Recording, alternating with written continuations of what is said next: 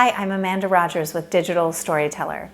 So a lot of marketing companies, when you come in and have your first discussion, they'll ask you what industry you're in. They'll have a short discussion about what your goals are, whether you want to do paid, organic, or some sort of combination, and what platforms you intend to be on social, and then they'll write you a proposal.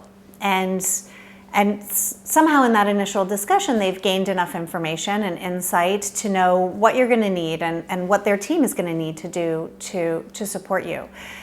And I kind of felt like that was not enough. And it really happened organically from having those initial conversations, starting work, and discovering that I didn't have all of the information that I needed, that I really needed to take more time to understand more deeply how my clients talk about themselves so that I can mirror that and reproduce that with our team. So we developed this process. It's called a BrandAType process, and it takes 2 hours, and we do it for free for clients who we feel are good candidates to be clients of Digital Storyteller.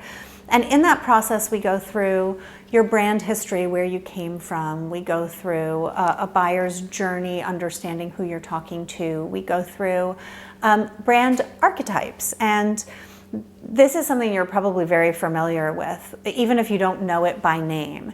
So when you go to REI's website, you know that you're going to see pictures of the outdoors and a kind of adventurous view on the world. Or when you go to Disney, you know that it's going to be about magic and transformation. And when you go to, let's see, Mercedes, you know that it's going to be very buttoned down and refined and probably no touching.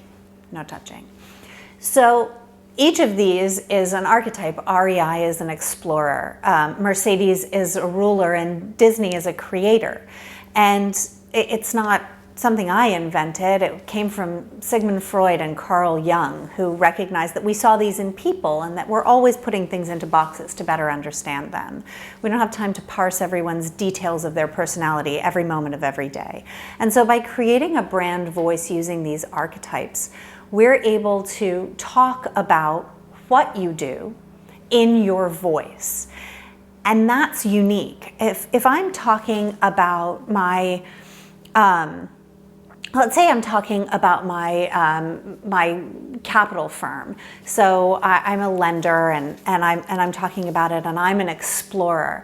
Then I'm going to talk about what I can do to help you fund your dreams. I'm going to talk about all the opportunities that are out there.